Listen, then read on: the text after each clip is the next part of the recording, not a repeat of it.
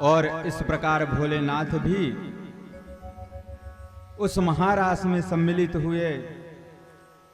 और सुखदेव जी कहते हैं कि हे राजन, यह जो महारास का प्रसंग है श्रीमद् भागवत में, यह प्रसंग श्रीमद् भागवत का प्राण है। और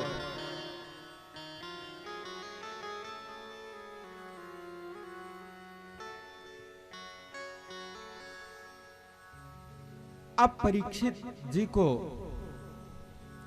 आचार्य श्री सुखदेव जी आगे की कथाओं का वर्णन करते हैं।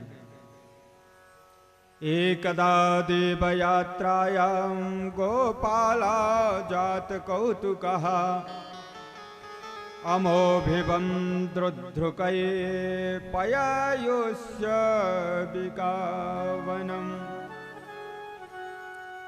एक बार शिवरात्रि का पर्व होता है ना, तो महाशिवरात्रि के पर्व में नंदराय सहित समस्त गोपी और ग्वाल बैलगाड़ियों पर सवार होकर के और अंबिका वन की यात्रा किए।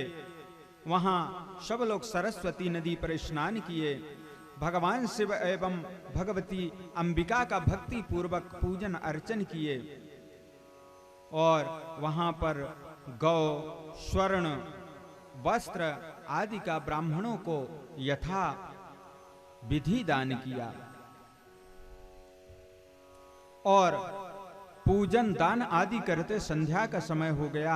नंद बाबा ने कहा, अब रात्रि में वन का रास्ता चलना ठीक नहीं है, आज यहीं विश्राम करते हैं और कल प्रातः होते ही हम लोग यहां से यात्रा करेंगे। सभी ग्वाल वाल वहीं रात्रि विश्राम करने लगे। और रात में सोते हुए एक अजगर ने नंद बाबा का पैर पकड़ लिया। नंद बाबा चिल्लाने लगे, कन्हैया दौड़ो, बचाओ, कोई मेरा पैर पकड़ लिया है और खींच रहा है मुझे, जल्दी बचाओ कन्हैया। और नंद बाबा ने जैसे ही पुकारा, सब गोपी ग्वाल उठकर खड़े हो गए और अजगर को कोई डंडे से, कोई लाठी से मारता है, लेकिन अजगर टस से मस नहीं हो रहा है। और जैसे ही कन्हैया ने देखा कि ये अजगर तो नंद बाबा का पैर ही पकड़ के खींच रहा है, कन्हैया दौड़ते हुए गए और पूंछ के तरफ जा करके अपना पैर स्पर्श करा दिया। और जैसे ही पैर स्पर्श कराया, उस अजगर में से एक सुंदर पुरुष प्रकट हुआ। भगवान ने कहा, अरे भैया तुम कौन हो? तब उस परम पुरुष ने बोला कि हे प्रभु, पहले मैं सुदर्शन नामक एक विद्याधर था। मैं एक अंगिरा कुल में उत्पन्न कुरूप ऋषियों को देखा और अपने सौंदर्य के मद में मैंने ऋषियों की हंसी उड़ा दी। और उन्होंने क्रोधित होकर के मुझे अजगर बनने का श्राप दे दिया। और आज आपके चरणों के स्पर्श से मैं श्राप विमुक्त हो गया। अब मैं अपने लोक जाने की आपसे आज्ञा चाहता हूं।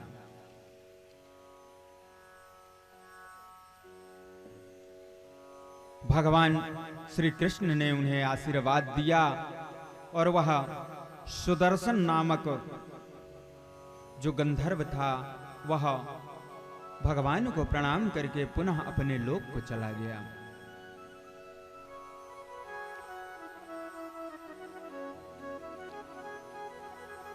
सुखदेव जी कहते हैं, हे राजन, एक बार की बात है, कृष्ण और बलराम रात्रि के समय गोपियों के साथ विहार कर रहे थे। और कृष्ण बलराम की सुंदर मूर्ति को, युगल छवि को देख करके गोपियां उनका गुणगान कर रही हैं। और उन दोनों का नाम ले लेकर के सुंदर सुंदर गीत गा रही हैं।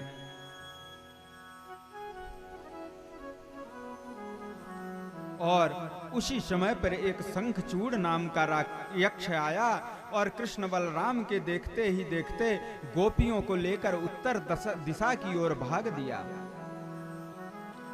अब गोपियां विलाप कर करके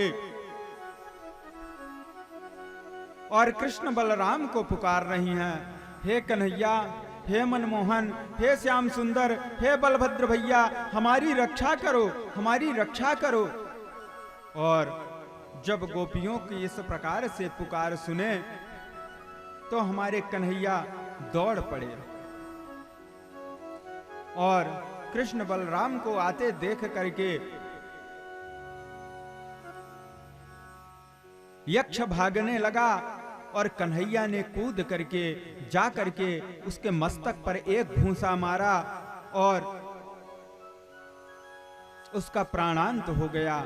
उसके मस्तक से भगवान ने चूड़ामणि निकालकर बलराम भैया को भेंट कर दिया।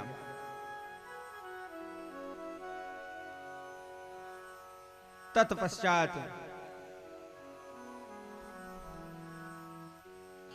श्याम सुंदर ने अरिष्टासुर का उद्धार किया।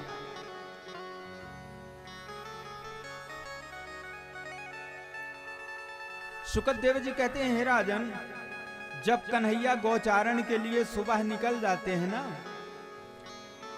तो गोपियां उनके प्रेम में अधीर होकर के दिन भर उनका ही स्मरण करती रहती हैं, उनका ही गुणगान करती रहती हैं। मानो कन्हैया वन में जाते हुए गोपियों का चित्त ही चुरा करके ले जाते हैं।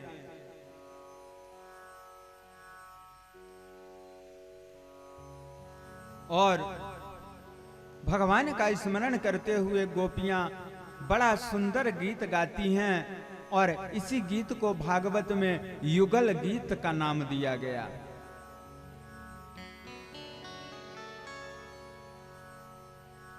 और भगवान संध्या के समय पर गोचारण करके वापस आ रहे हैं और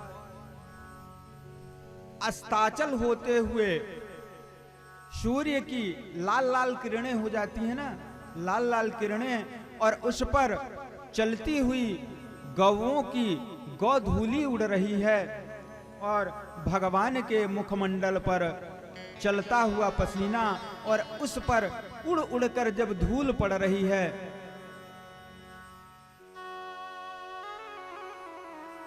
कितना सुंदर भगवान का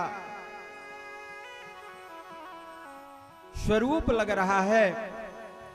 बड़े बड़े देवता लोग आकाश मंडल पर खड़े होकर के भगवान के इस सुंदर छवि का दर्शन करते हैं।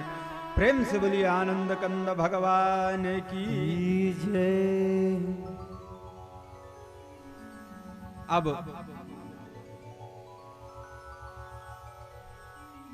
इतनी सब लीला करने के पश्चात अर्धरात्रि का समय है और कन्हैया नंद भवन से निकले और एकांत में जाकर के कदम्ब के वृक्ष पर बैठ करके और आज ऐसी बांसुरी बजा रहे हैं मानो कन्हैया की बांसुरी रो रही हो। पर बड़ा ही करुण क्रंदन निकल रहा है आज बांसुरी से। बांसुरी की आवाज सुनकर के बलराम आ गए और आकर कहने लगे, कन्हैया, आज तक तो तूने ऐसी बांसुरी कभी नहीं बजाई थी, क्या बात है? तेरे मन को कोई कष्ट है क्या? कन्हैया ने कहा, नहीं भैया, बात ऐसी नहीं है। बात यह है कि जिस लिए हम दोनों ने इस धरती पर अवतार लिया है, अब वह कार्य करने का समय आ गया है। अब हम लोगों को यह वृंदावन छोड़ना होगा भैया। और वह परिकल्पना करके मेरा हृदय दग्ध हो जाता है कि जब हम लोग यहां से वृंदावन कर छोड़ करके जाएंगे तो यशोदा मैया की क्या हाल होगी, नंद बाबा क्या कहेंगे। और ये गोपी ग्वाल जो हमारे पीछे पीछे नित्य ही भटकते हैं, हमको देख करके आनंद विभोर हो जाते हैं, उन गोपी ग्वालों का क्या होगा। यही विचार आते ही भैया मेरे मन में आज बड़ा कष्ट हो रहा है।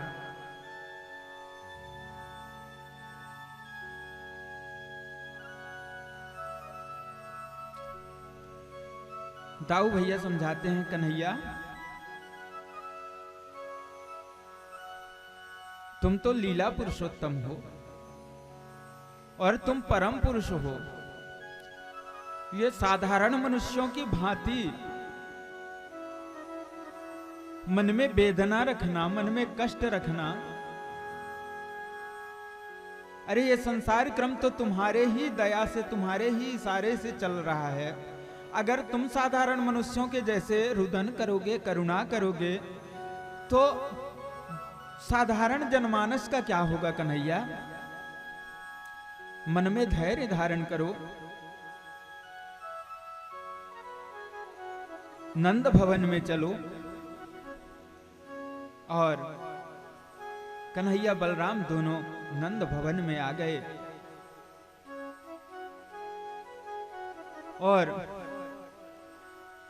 कंस सदैव ही भयभीत रहता है कृष्ण से। और इतने दानवों का उद्धार करने के पश्चात कंस को यह निश्चित हो गया कि मेरा शत्रु और कहीं नहीं, नंद बाबा के यहां जो छोरा है वही है।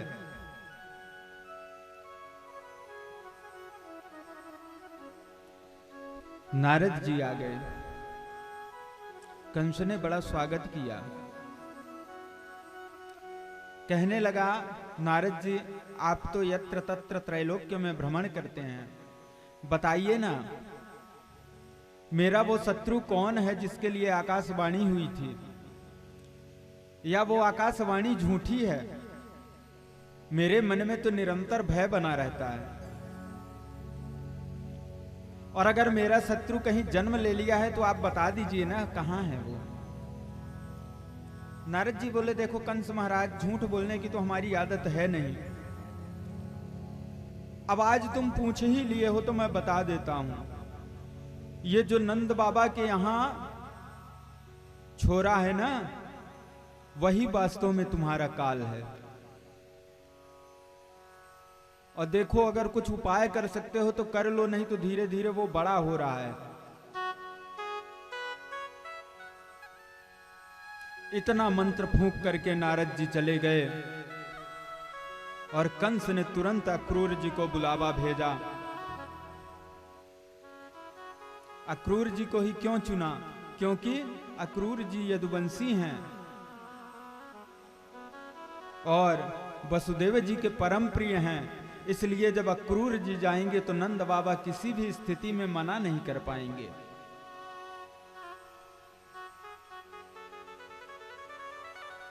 अक्रूर जी को कंस ने आज्ञा दिया है, अक्रूर जी आप वृंदावन जाइए और नंद बाबा के कृष्ण बलराम को यहां लेकर के आइए। हम यहां एक यज्ञोत्सव रख रहे हैं और इस यज्ञोत्सव में मल्ल युद्ध रखेंगे। और कृष्ण बलराम को यह बता देना कि इस प्रतियोगिता में तुम्हारी भी सहभागिता रहेगी, तुम भी एक इसके भागीदार बनोगे।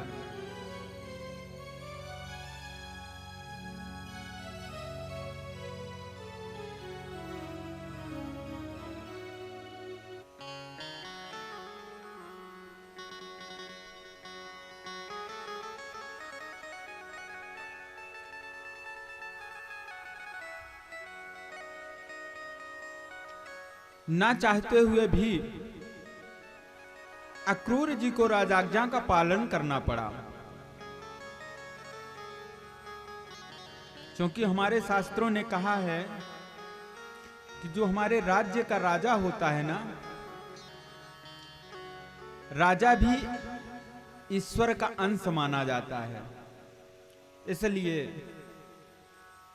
राज आज्ञा की अवहेलना ईश्वर की अवहेलना के बराबर होती है। ना चाहते हुए भी अक्रूर जी रथ सजाए और मथुरा से वृंदावन की ओर यात्रा कर दिए।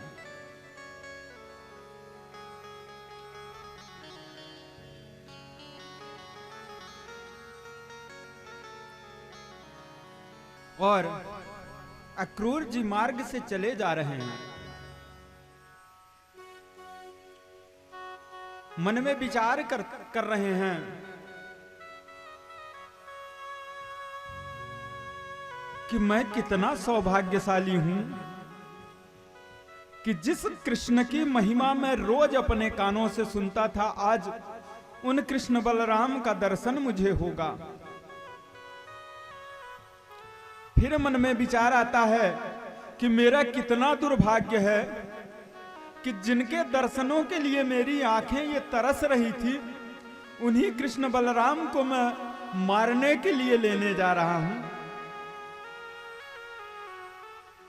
कितनी बड़ी दुविधा में फंसा हुआ है प्राण। और मथुरा से वृंदावन मात्र 12 किलोमीटर है, और 12 किलोमीटर की यात्रा अक्रूर जी 12 घंटे में भी नहीं पहुंच पाए।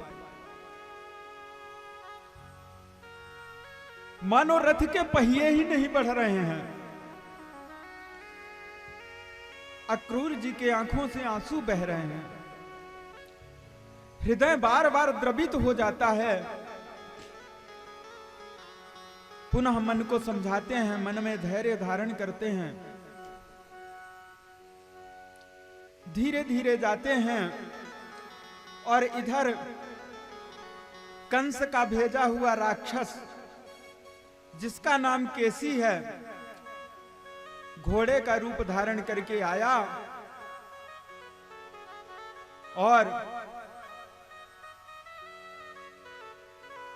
ब्रजवासियों को भयभीत करने लगा और कृष्ण की खोज में उपस्थित हो गया। और जैसे ही ब्रजवासियों को विचलित देखा, दौड़ करके कृष्ण आ गए और कृष्ण को देख करके वह प्रचंड वेग से भगवान की ओर दौड़ा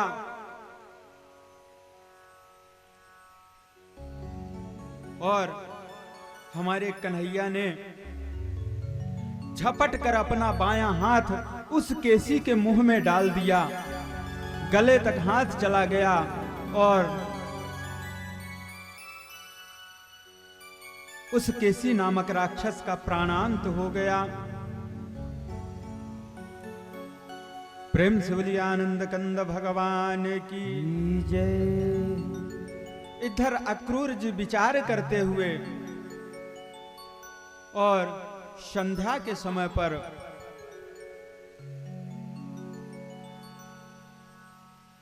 वृंदावन में पहुंचे और उस समय पर कुछ ग्वाल बाल गोचारण करके वापस आ रहे थे। अक्रूर जी ने पूछा, बच्चों, नंद बाबा का घर कौन सा है?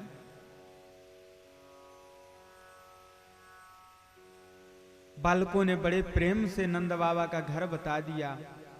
बाबा चले जाओ, द्वार पर शंकर जी का मंदिर है, बड़ा ही सिद्ध मंदिर है, बाबा को प्रणाम करना, फिर नंद बाबा के घर में प्रवेश करना, आपका सब मंगल होगा। अक्रूर जी गए हैं, रात के अंधेरे में नंद बाबा के यहां पहुंचे हैं। नंद बाबा प्रसन्न हो गए, आइए अक्रूर जी बहुत दिनों में मिलन हुआ है, आज कैसे कृपा की? अक्रूर जी कहते हैं, नंद बाबा, मैं आपसे एकांत में बात करना चाहता हूं। और नंद बाबा ने सभा खाली करा दी। अब नंद बाबा और अक्रूर जी बैठे हैं और अक्रूर जी अपने मन का कष्ट नंद बाबा से कह रहे हैं, नंद बाबा मुझे क्षमा कर दो।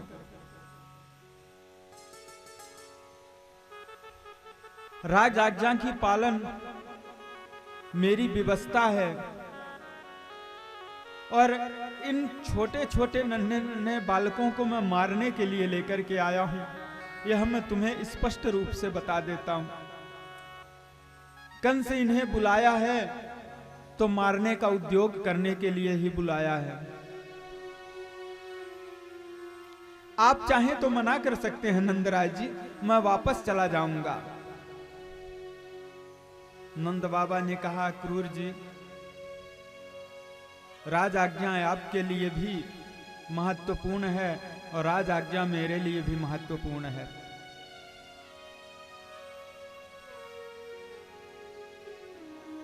परंतु यशोदा को मैं कैसे समझाऊंगा? आप ही कुछ कहिए ना। अक्रूर जी ने कहा, भैया आपसे तो कहने का साहस कर लिया हूं, भाभी से कुछ कह पाना मेरे लिए असंभव हो जाएगा, मैं कुछ नहीं कर सकता हूं। आप ही कहना ना। अक्रूर जी से विदा लेकर के नंद बाबा गए हैं। यशोदा से कहते हैं, यशोदा मैं एक खुशखबरी लेकर के आया हूं। यशोदा ने कहा, क्या है बाबा? अक्रूर जी कोई नई बात बताए हैं?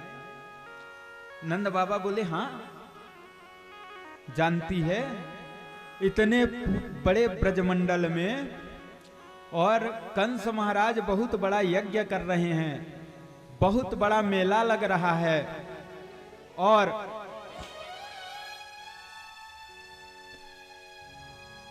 वहां पर हमारे हमको विशेष रूप से निमंत्रण दिया है कंस ने।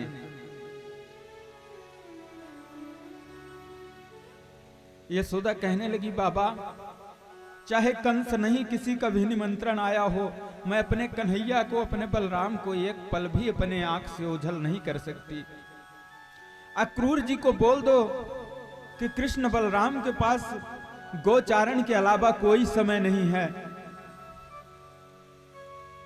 बाबा ने कहा, यशोदा पागल हो गई है क्या?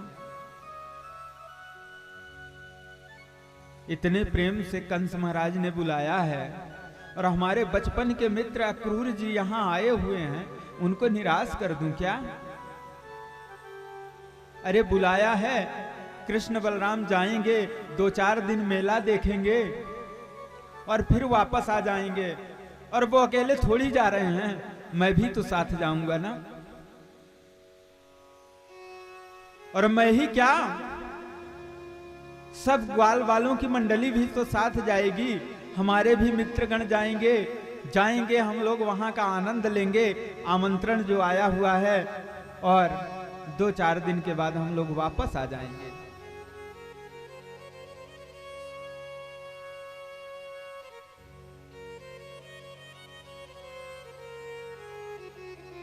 और मथुरा कोई ज्यादा दूर थोड़े ना है यशोदा। ना चाहते हुए भी यशोदा कहती है, बाबा ले जाना, लेकिन मेरे कृष्ण की सुरक्षा तुम्हारे ही हाथ में है। अगर भूल से मेरे कन्हैया को कांटा भी लगा ना, तो बाबा ये सोच लेना, मैं आजीवन आपसे बात नहीं करूंगी।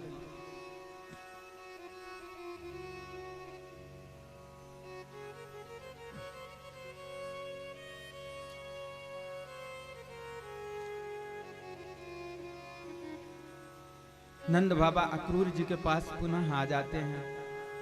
अक्रूर जी, मैं पूरा प्रयत्न कर रहा हूं, लेकिन मां की ममता है जो बार बार यशोदा को विवश कर देती है।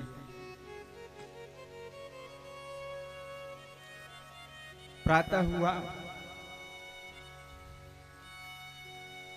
और कृष्ण बलराम आ गए अक्रूर जी से मिलने। और जैसे ही कृष्ण बलराम को अक्रूर जी देखे, दौड़कर चरणों में गिरने लगे। हमारे कन्हैया ने उठा लिया, अरे चाचा जी क्या कर रहे हैं? चरणों में नतमस्तक तो हमको आपके होना चाहिए, आप क्यों हमारे चरणों में प्रणाम कर रहे हैं? अक्रूर जी गले से लगा लिए और अपने अश्रु की जलधाराओं से कन्हैया का मुखमंडल भिगो दिया। अक्रूर जी कहने लगे, कन्हैया मैं तुमको लेने आया हूं। कंस महाराज ने बहुत बड़ा मेले का आयोजन किया है, उसमें मल्ल युद्ध की प्रतियोगिता भी रखी है और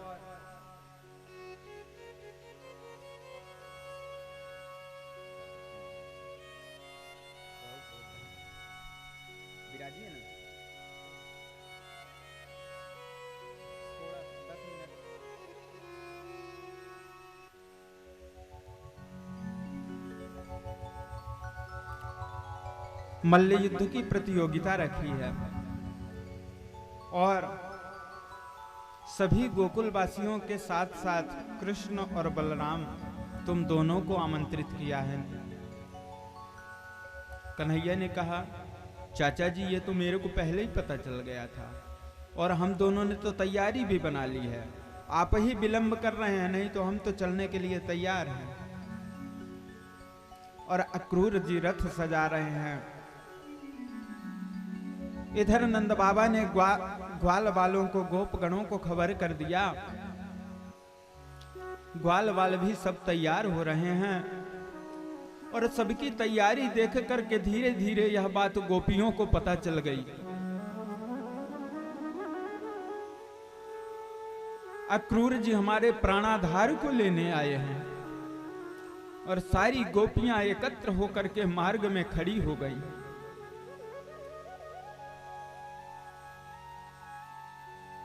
आज या तो कन्हैया को नहीं जाने देंगे और अगर कन्हैया जाएगा तो हमारा प्राण साथ में लेकर के जाएगा।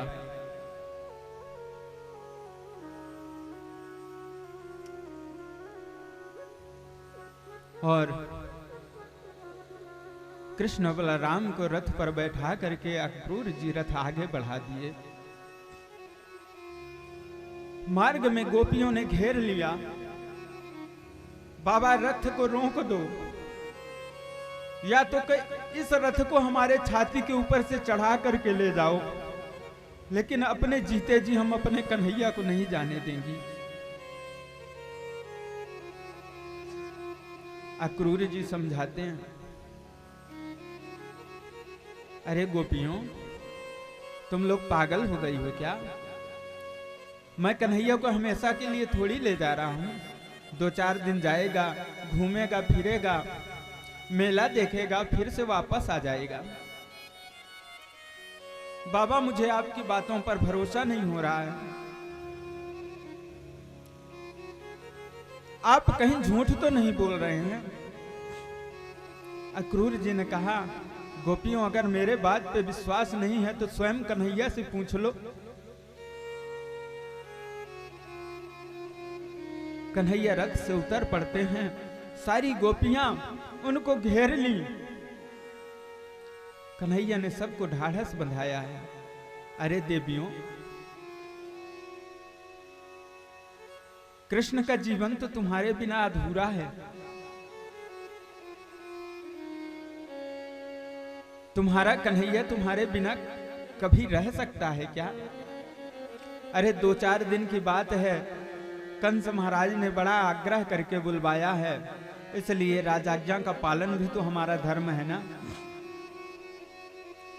मैं जाता हूं और जा करके वहां का मेला देख करके मैं शीघ्र आ जाऊंगा। 4 दिनों का मेला है, पर मैं 4 दिन भी वहां नहीं रुकूंगा। देवियों मैं परसों ही वापस आ जाऊंगा।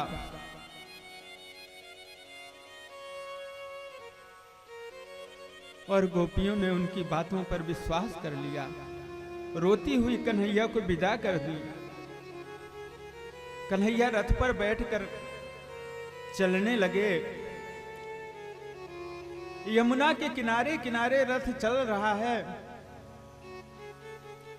और अक्रूर जी के मन में बड़ा कष्ट भरा हुआ है।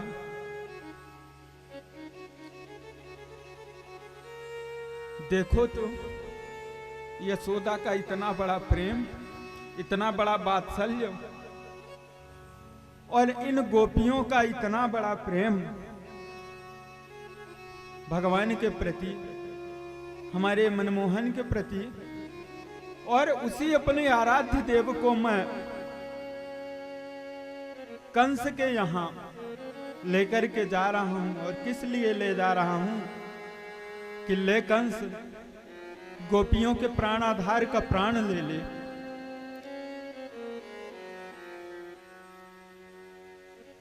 मेरे जैसा पापी अब कौन होगा।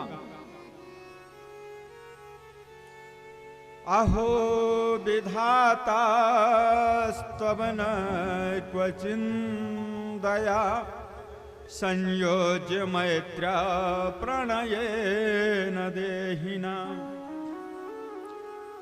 तांश्चा कृतार्थान् वियोक्ष पार्थकम् विक्रीडितं तेरमकचेष्टितं यथा। हे विधाता, ऐसा खेल खेलते हुए तुझे भी दया नहीं आती।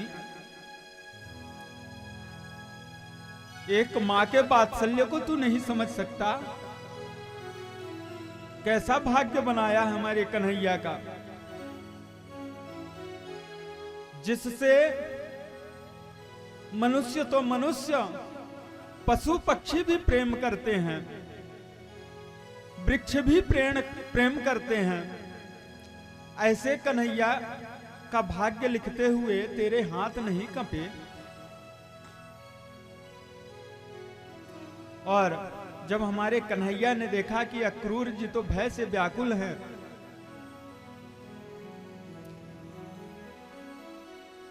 कन्हैया ने कहा चाचा जी थोड़ा थकावट लग रही है, क्यों ना हम लोग थोड़ा सा विश्राम कर लें।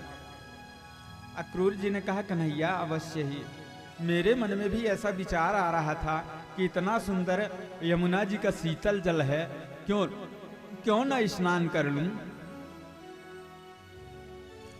कन्हैया ने कहा बाबा यदि स्नान करने का मन है ना तो कर लीजिए, क्योंकि यमुना जी का पावन जल है और धूप भी तो निकला है ना। स्नान कर लेंगे, थोड़ा सा मन ठंडा हो जाएगा, शरीर ठंडा हो जाएगा और आपके जो मन में कष्ट है ना वो कष्ट भी मिट जाएगा। इशारे इशारे में कन्हैया कह रहे हैं, लेकिन अक्रूर जी के समझ में नहीं आ रहा है। अक्रूर जी पहुंच गए यमुना में और जैसे ही डुबकी लगाई तो बड़ा आश्चर्य देखते हैं।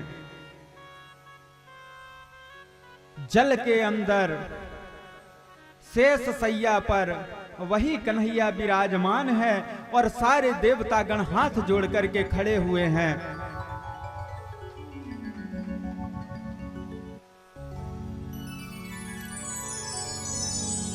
अक्रूर जी की तो आंखें चकरा गईं।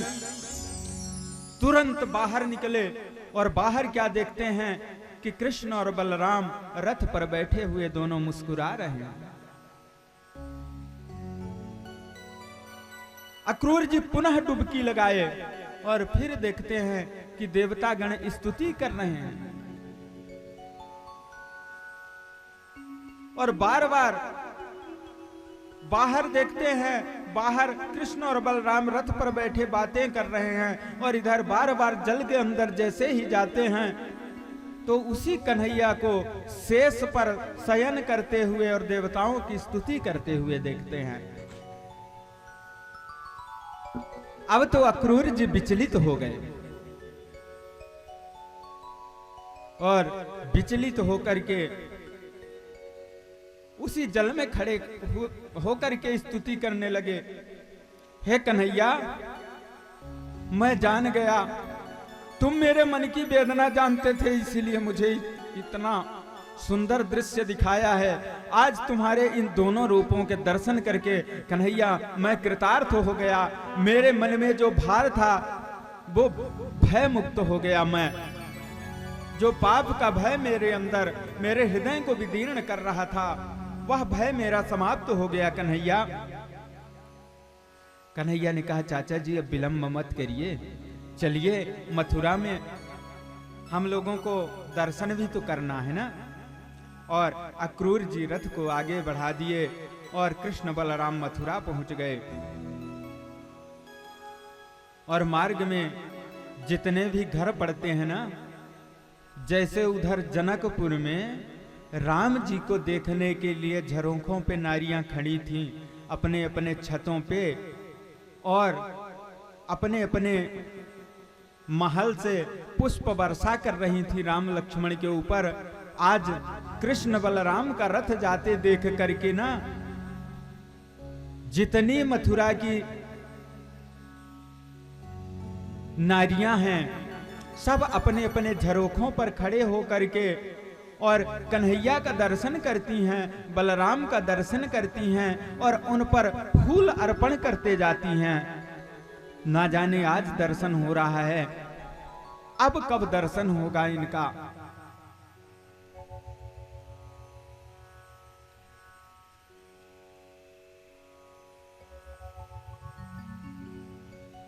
और इस प्रकार से दिव्य लीलाएं करते हुए रात्रि विश्राम किए। प्रातः काल होते ही कन्हैया ने कहा, बाबा हम लोग थोड़ा सा घूम फिर करके आते हैं। और ग्वाल बालों की टोली लेकर के घूमने के लिए चल दिए। मार्ग में क्या देखते हैं कि रजकम कंचिदायंतम रंगकारं गदाग्रजः दृष्ट्वा याचत बांसानि दौतान्यायुक्तमानि च। क्या देखते हैं कि एक धोबी जो कपड़े धुलने का, रंग आदि करने का जो कार्य करता है, और वह कंस का प्रमुख धोबी है। कंस के कपड़े वही लेकर के जाता है। और जैसे ही ग्वाल वालों ने देखा, कन्हैया हम लोग यहाँ तो आ गए, लेकिन यहाँ के लोग तो बड़े सजे बजे रहते हैं और हम लोग फटे पुराने पहन के यहाँ घूम रहे हैं, कितनी बेइज्जती होती होगी। कन्हैया ने कहा, तो वस्त्र की व्यवस्था करना है।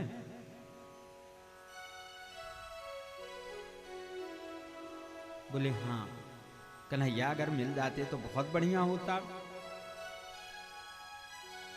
और कन्हैया कहते हैं, मामा जी, ओ मामा जी।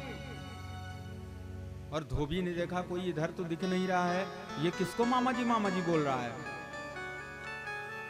बोला, ए छोरे, किसको मामा जी बोल रहा है। बोले, मामा जी आपको ही बोल रहा हूं। ये हमारे ग्वाल बाल है ना, आपके अच्छे अच्छे कपड़े देख करके आपसे कपड़े मांग रहे हैं, दे दो। बोले, अरे गोकुल के गंवारों, कभी देखा है ऐसे वस्त्र? और ये वस्त्र जानता है किसके हैं? कंस महाराज के वस्त्र हैं। इन पे हाथ लगाना तो दूर, अगर तुम लोग दृष्टि भी डाल दिए ना तो तुम लोगों को मृत्यु दंड मिलेगा।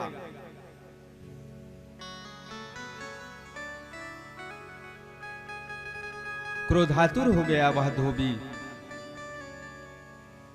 और कहते हैं कि क्रोधात् भवति सम्मोहा सम्मोहा स्मृति विभ्रमः स्मृति भ्रंसात् बुद्धिनाशो बुद्धिनाशात् प्रणश्यति। कहते हैं क्रोध से मोह उत्पन्न होता है और मोह से स्मृति का विनाश होता है।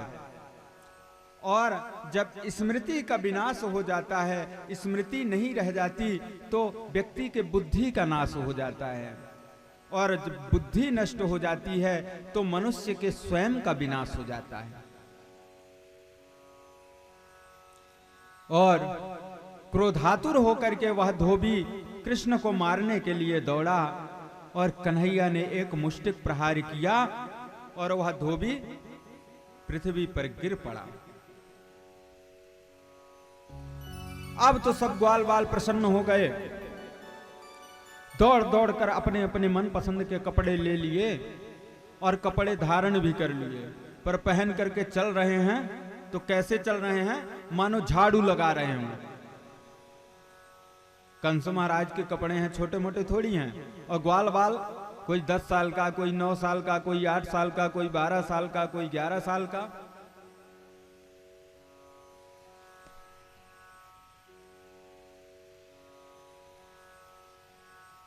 ग्वाल वालों ने कहा, कन्हैया ये तो सब बढ़िया हो गया, बड़ा सुंदर लग गए हम लोग, अगर ये थोड़ा छोटे हो जाते कपड़े, पर कैसे हों, कोई सुविधा है? तब तक में एक दर्जी की दुकान दिखी और दर्जी के घर में प्रवेश कर गए कन्हैया। कहने लगे, मामा जी। और मामा जी ने धोबी का दृश्य देख लिया था। अरे आओ आओ कन्हैया, कपड़े काटने हैं ना, फिटिंग बनानी है ना, अरे हम बना देते हैं, शीघ्र बना देते हैं। और चटपट उस दर्जी ने सब ग्वाल वालों के कपड़े फिट कर दिए। कुछ और आगे बढ़ते हैं तो क्या देखते हैं कि एक बड़ी ही सुंदर नारी है, परंतु वह 3 जगह से टेढ़ी है और चंदन का पात्र हाथ में लिए हुए धीरे धीरे जा रही है।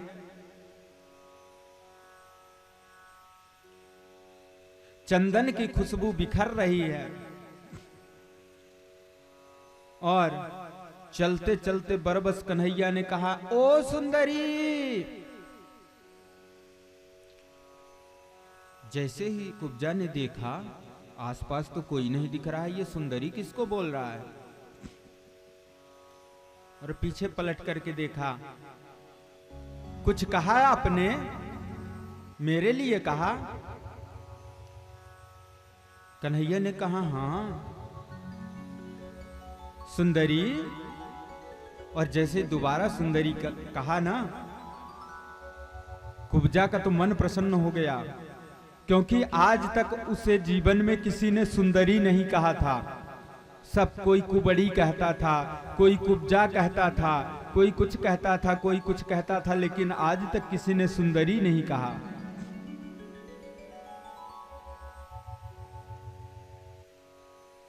कन्हैया कहते हैं, का तुम बरोर्वे तदुहानुलेपनम कस्यांगने वा कथयच साधुनः देहायरुंगः विलेपमुत्तमं श्रेयस्ततेन चिराद भविष्यति। हे सुंदरी, तुम कौन हो और यह चंदन का पराग किसके लिए लेकर के जा रही हो? अरे हम सबको भी थोड़ा सा लगा दो, तुम्हारा कल्याण होगा। कुब्जा बोली, हे श्याम सुंदर। श्याम सुंदर कन्हैया का नाम वहीं पर पड़ा है, कुब्जा का ही रखाया हुआ है। हे श्याम सुंदर, मैं कंस की प्रिय दासी हूं और मेरा नाम त्रिवक्रा है, क्योंकि मैं 3 जगह से टेढ़ी हूं। कंस के यहाँ हमेशा मेरे यहाँ से ही चंदन जाता है, मैं अपने हाथों से कंस महाराज को चंदन लगाती हूँ और कंस महाराज बड़े प्रसन्न होते हैं। परंतु आज मुझे लग रहा है कि मेरा सौभाग्य जगा है, आज मैं अपने हाथों से आप सबको चंदन लगाऊंगी।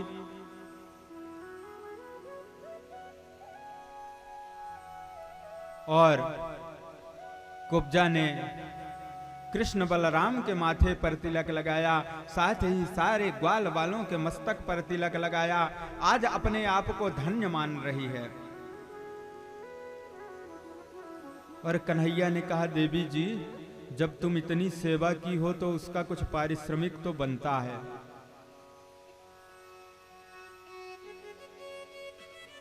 कुब्जा ने कहा, अरे महाराज मुझे क्या दोगे, तुमने सुंदरी कहा ना, उसमें मुझे सब कुछ मिल गया, और तुम लोग तो हमारे यहां मेहमान हो, गोकुल से मथुरा आए हो, और कहा जाता है कि मेहमान भगवान का रूप होता है, तो इसलिए तुम तो हमारे यहां हमारे लिए भगवान के स्वरूप हो। कन्हैया ने कहा, सुंदरी अब तो तुमने मुझे भगवान का भी नाम दे दिया, और भगवान जब दर्शन देता है तो बिना कुछ दिए नहीं मानता। अब भगवान तुमने बना ही दिया है तो मुझे तुम्हें कुछ देना पड़ेगा। और कन्हैया जाते हैं तो अपने पैर से कुब्जा का पैर दबाते हैं और अपना बायां हाथ कुब्जा की कमर में लगाते हैं और दाहिना हाथ कुब्जा की दाढ़ में लगाते हैं और बड़े जोरों से खींच करके अपने नजदीक करते हैं, और कुब्जा का 3 जगह से टेढ़ा वह शरीर एकदम सर्वांग सुंदर हो गया। बोलिए आनंद कंद भगवान की जय। कुब्जा बड़ी सुंदर स्तुति करती है, हे प्रभु मैंने तो आपका गुणानुवाद सुना था, परंतु आज मुझे पूर्ण विश्वास हो गया कि आप ही वो परम ब्रह्म हैं जिनका अवतार होने के लिए आकाशवाणी ने कंस महाराज से कहा था।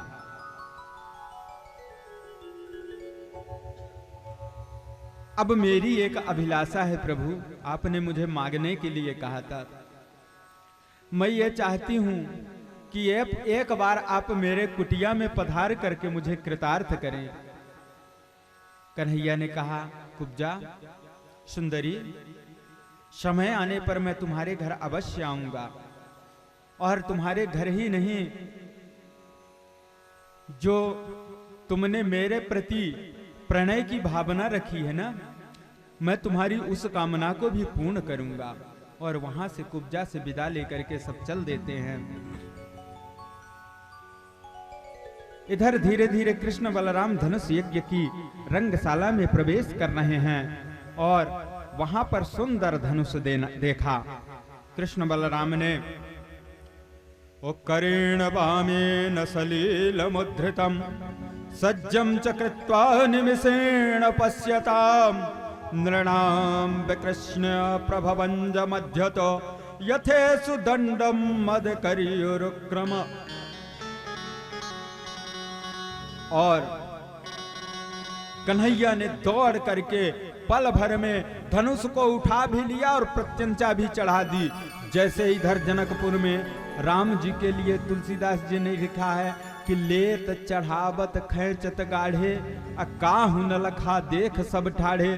सब लोग अपलक होकर के देख रहे हैं, लेकिन कोई नहीं देख पाया कि कितनी समय पर धनुष हाथ में उठाए, कब प्रत्यंचा चढ़ गई और कब ने उन्होंने तीर लगा करके उसको खींच भी दिया। और जैसे ही कन्हैया ने प्रत्यंचा चढ़ाई, धनुष 2 टुकड़े में बट गया। बड़े जोरों से टंकार हुई।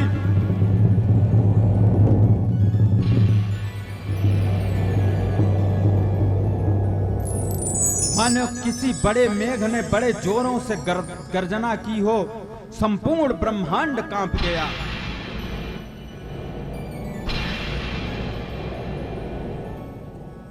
अब इधर घूम फिर करके कन्हैया जहां ठहरे हुए थे वहां पर पहुंच गए। नंद बाबा ने कहा, तुम लोग घूम आए? बोले, हाँ बाबा, भ्रमण करके आ गए। कहीं किसी के यहां शैतानी तो नहीं की? बोले, नहीं बाबा, आप मथुरा में, पूरे मथुरा में जाकर के पूछ लीजिए, हम लोगों ने एक भी उपद्रव किया हो तो कहिए। और बाबा कन्हैया पर भरोसा कर लेते हैं।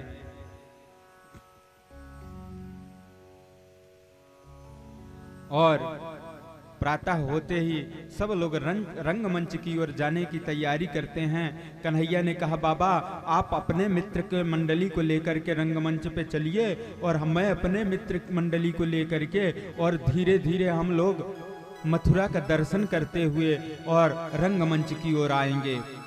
बाबा ने कहा, देख कन्हैया तू शरारती बहुत है, अगर धीरे से जाने का आश्वासन देगा ना और शांति से जाने का, तभी मैं तुझे अकेला छोड़ूंगा। इतने में दाऊ भैया बोल चुके, बाबा आप चिंता मत करो, मैं हूं ना साथ में, और आप जानते हैं कि मेरे रहते कन्हैया कोई भी उपद्रव नहीं कर सकता, और अगर करेगा ना तो आ करके मैं आपको बताऊंगा। और नंद बाबा कन्हैया से ज्यादा भरोसा दाऊ पर करते हैं।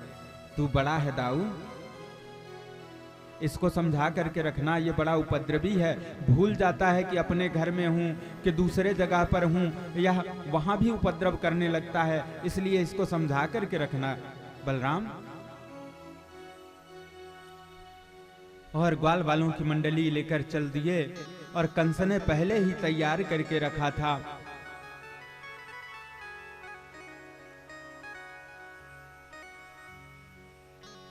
कुबलया पीड़ नामक एक हाथी था, वैसे ही 10,000 हाथियों का बल उसके पास था, सदैव ही मतवाला रहा करता था।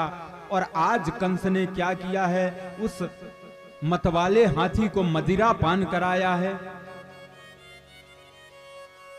और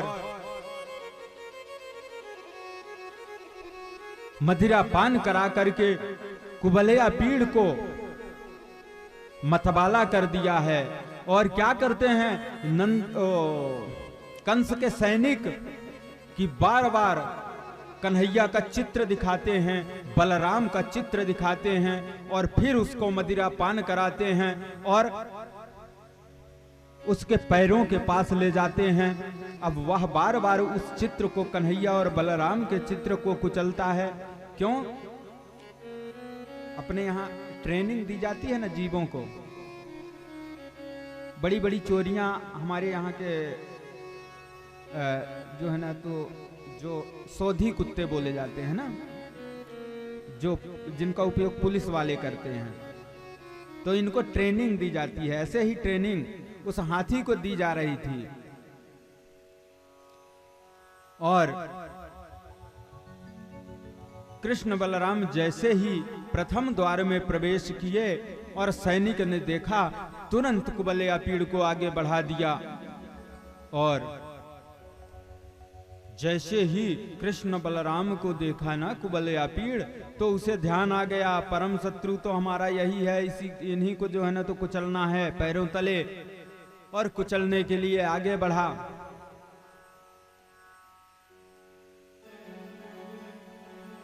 और कृष्ण बलराम झपट करके और हाथी के पीछे आ गए। और देखिए हाथी का शरीर इतना भारी होता है ना कि उसको सीधे सीधे अगर आप दौड़ाएंगे ना तो आपको पल भर में पा जाएगा, बहुत तेज दौड़ता है हाथी। लेकिन अगर आप घूम फिर के दौड़ाएंगे ना तो वो आपको कभी नहीं पाएगा। और कृष्ण बलराम झपट करके पीछे पहुंचे और पूंछ पकड़ करके घुमाने लगे कुबलया पीड़ को।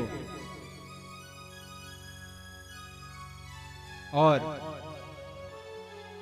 मारने के लिए वह छटपटाने लगा, इधर उधर आगे पैर बढ़ाता है, पीछे पैर बढ़ाता है, और एकदम विचलित होकर सूंड से पकड़ने का प्रयत्न करता है। इतने में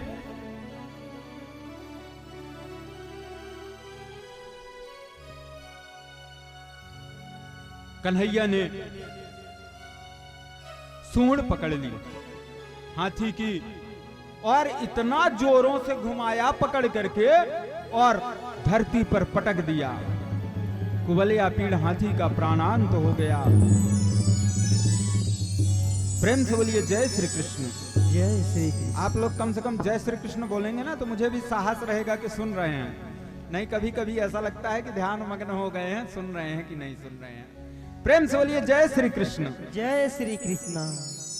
और कुबलया पीड़ का उद्धार कर दिया और उसके दांत उखाड़ लिए। एक दांत को कृष्ण भगवान ले लिए और एक को बलराम जी ले लिए और लेकर के रंगमंच की ओर आगे बढ़े।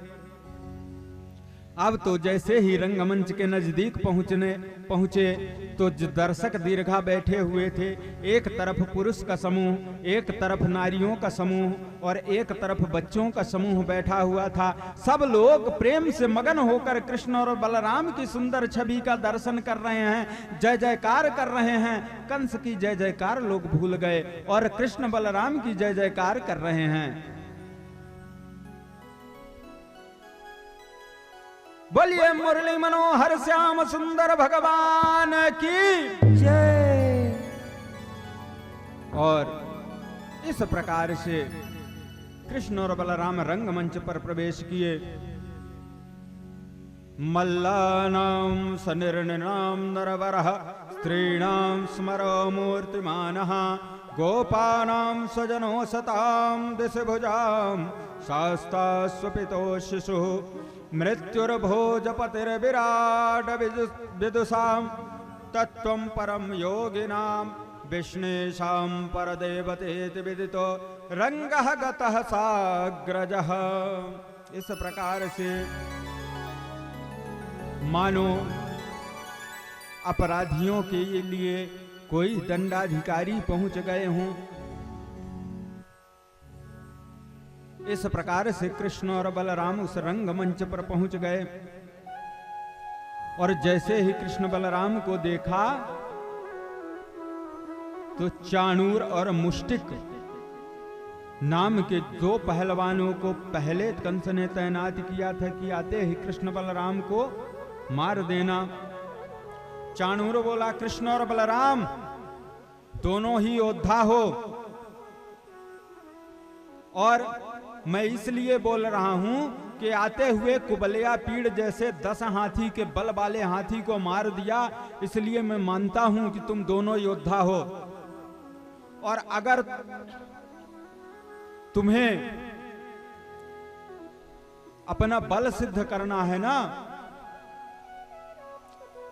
तो एक तरफ मैं हूं, एक तरफ मुष्टिक है। एक एक भाई अपने पसंद का पहलवान चुन करके और आ जाओ।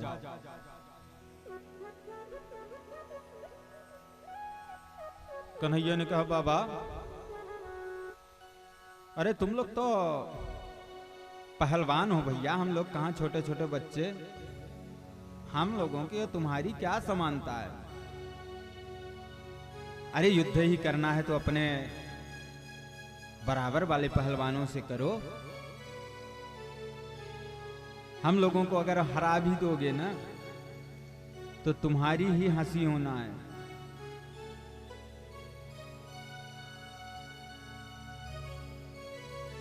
इधर मुष्टिक कहने लगा, एक ग्वालों बातें मत बनाओ, अगर साहस है तो युद्ध मैदान पे उतर जाओ और नहीं तो आज से अपने आप को वीर कहलाना छोड़ देना।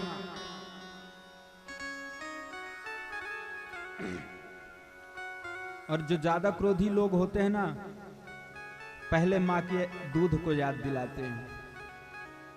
चाणूर ने कहा, देखो कृष्ण और बलराम अपने आप को वीर समझते हो, अगर तुमने अपने मां का दूध पिया है तो आज हमसे मल्ल युद्ध करो। और जैसे ही बलराम जी ने सुना ना, झपट करके और रंगमंच के बीच में कूद गए। बोले, हमारी मां को गाली देता है, हमारी मां को ललकारता है, और हमारी मां ने तो वो दूध पिलाया है कि त्रैलोक्य में किसी की मां ने नहीं पिलाया होगा। और जैसे ही बलराम जी को उस युद्ध के मैदान में कन्हैया ने कूदते देखा, कन्हैया ने भी छलांग लगाई और कूद पड़े। अब तो मल्ल युद्ध चालू हो गया। 2 पहलवान इधर और 2 पहलवान उधर, घोर युद्ध हुआ। और क्या करते थे, जैसे ही चाणूर और मुष्टिक अपना दांव लगाते थे ना, और कृष्ण बलराम को मारने का प्रयत्न करते थे। ये छोटे छोटे से बालक जैसे ही वो मारने के लिए झुकते थे वैसे ही कूदकर उनके सिर पर लात मारकर आगे बढ़ जाते थे।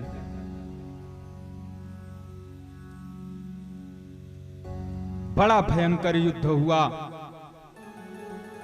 और कृष्ण बलराम ने एक बार जोर की ठोकर मारी, दोनों पहलवान गिर गए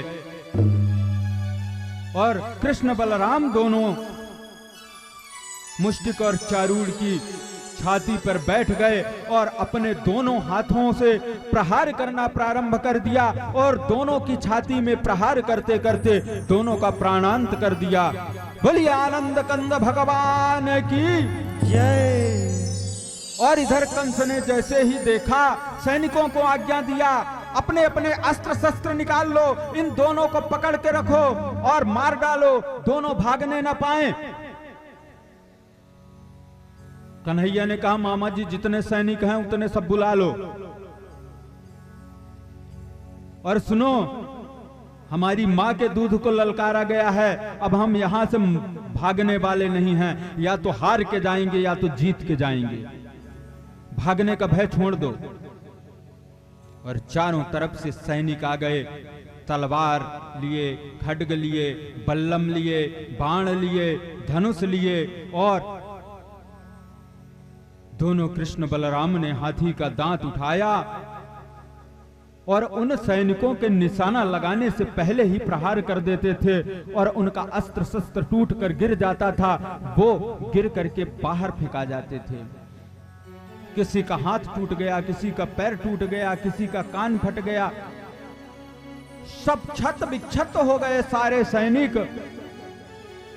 अब तो कंस और भयभीत हो गया, कब कपाने लगा और चिल्लाता है, अरे कोई है, सबके सब मर गए क्या? आओ आओ, इन दोनों को पकड़ लो, बांध लो, इन दोनों की हत्या कर दो।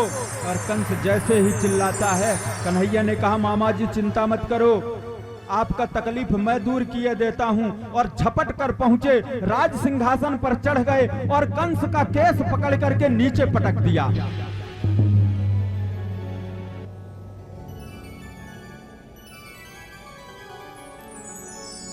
कंस जैसे ही हड़बड़ाकर उठा और तलवार निकालकर कन्हैया को मारने को हुआ, कन्हैया ने उसकी भुजाओं में एक प्रहार किया, उसके हाथ से तलवार छूट गई। पुनः तलवार को उठाने के लिए जैसे ही झुका और कन्हैया ने अपने घूंसे का ऐसा प्रहार किया कि कंस वहीं पर धराशायी होकर के गिर गया। हाथ जोड़कर कहने लगा, कन्हैया छोड़ दे, मैं तेरा मामा हूं, अरे मामा पर इतनी तो दया कर। और देखो आज भी हमारे यहाँ मामा भांजे का प्रेम बहुत बड़ा मानते हैं, सारे रिश्तों में अनोखा रिश्ता है मामा भांजे का। प्रेम से बोलिए आनंद कंद भगवान की।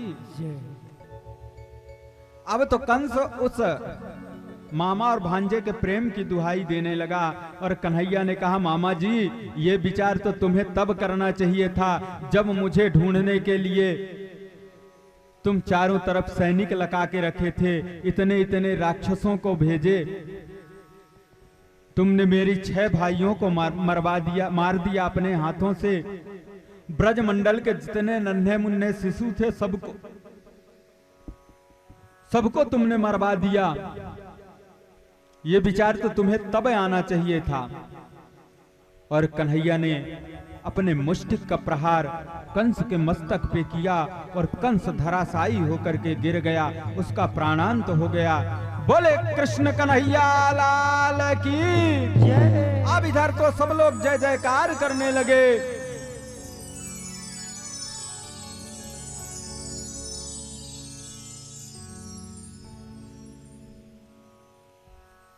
और बड़ा ही सुंदर कन्हैया का वहीं पर श्रृंगार करते हैं सब मथुरावासी और गोकुलवासी मिलकर के कृष्ण बलराम को अपने गोद में उठा लेते हैं। और क्या सुंदर श्रृंगार है भगवान कृष्ण का। हरिओम।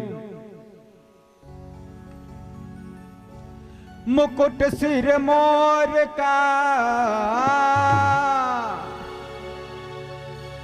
मुकुट सिर मोर का, मेरे चित चोर का, मुकुट सिर मोर का, मेरे चित चोर का।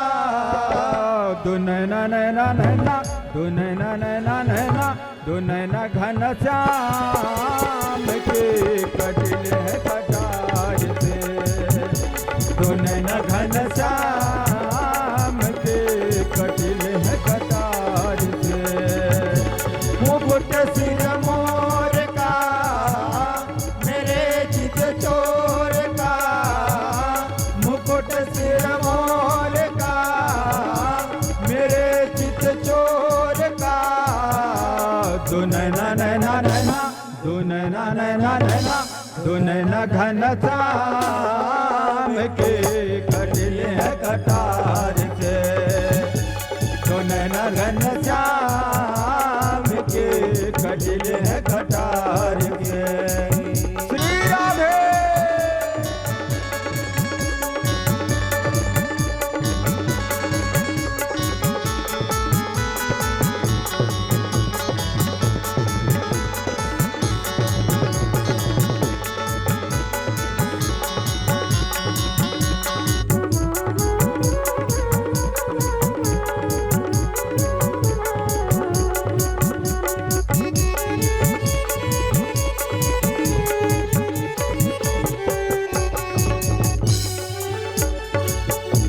कमल लजाए तेरे नैनों को देख कर, कमल लगाए तेरे नैनों को देख कर, आए तेरी कजरे की रेख पर, फूल घट जाए तेरी कजरे की रेख पर। कमल लजाए तेरे नैनों को देख कर, कमल लजाए तेरे नैनों की देख कर। घूमे दिशाए तेरे कजरे की रेख पर, बावले हटाए तेरे गजरे की रेख पर। ये मुखड़ा निहार के, ये मुखड़ा निहार के, गए हैं दिल हार के, ये मुखड़ा निहार के, गए हैं दिल हार के। दो नैना नैना नैना, दो नैना नैना नैना, दो नैना घन श्याम के कटिल है कटार से, दो नैना सरकार के कटिल है कटार से। मुकुट सिर मोर का, मेरे चित चोर का, मुकुट सिर मोर का, मेरे चित चोर का। दो नैना नैना नैना, दो प्यारे प्यारे नैना, दो नैना भर सार के लगे हैं कटार के, दो नैना सरकार के लगिले है कटार के। श्री राधे।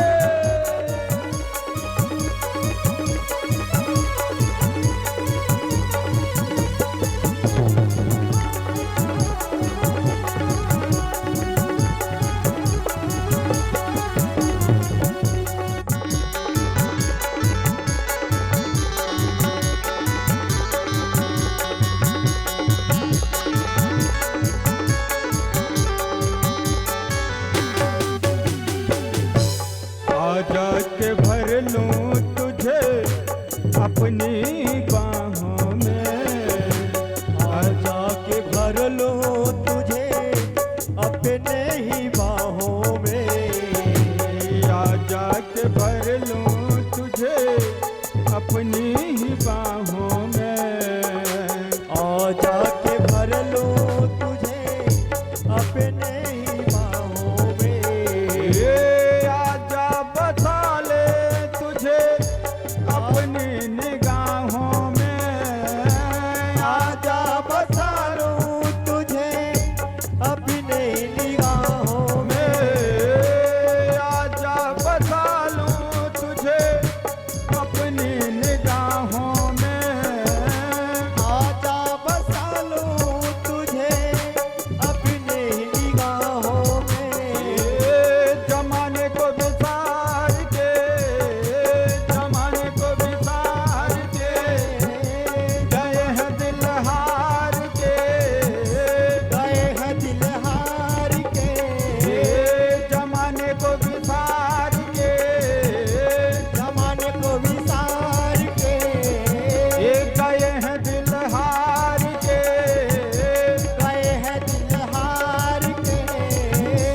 दो नैना नैना दो नैना नैना दो नैना घन श्याम के कटिले कटार से, दो नैना सरकार के कटिले कटार से।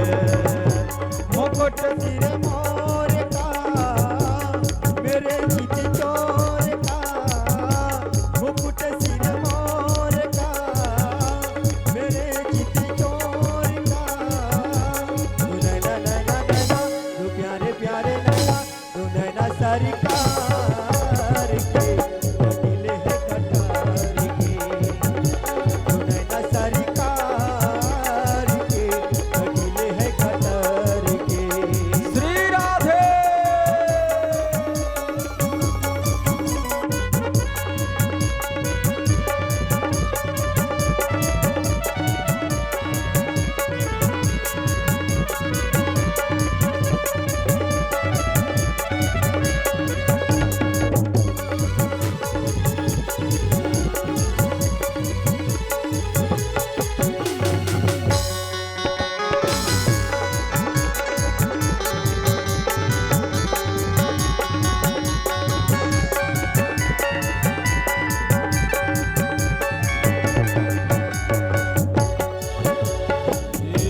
बाके बिहारी नहीं तुलना तुम्हारी, बाके बिहारी नहीं सुनना तुम्हारी, बाके बिहारी नहीं तुलना तुम्हारे, बाके बिहारी नहीं तुलना तुम्हारे। ये तुम सा न देखा कोई पहले मुरारे, तुम सा न देखा कोई पहले मुरारी, ये तुम सा न देखा कोई पहले मुरारे, तुम सा न देखा कोई पहले मुरारी। दीवानों ने विचार के, दीवानों ने विचार के कहा ये पुकार के, कहा ये पुकार के, दीवानों ने विचार के, दीवानों ने विचार के कहा ये पुकार के, कहा ये पुकार के। तो नैना नैना नैना तो नैना नैना नैना तो नैना सरकार के कटिले कटार के, तो नैना सरकार के कटिले है कटार के।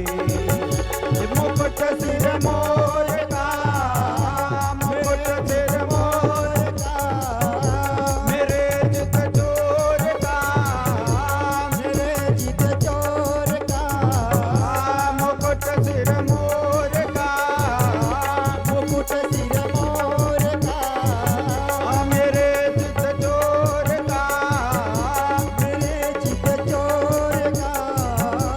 दो नैना नैना दो नैना नैना दो नैना सरकार के कटिले कटार के, दो नैना सरकार के कटिले कटार के, दो नैना सरकार के कटिले कटार के, दो नैना सरकार के कटिले कटार के, दो नैना सरकार के कटिले कटार के।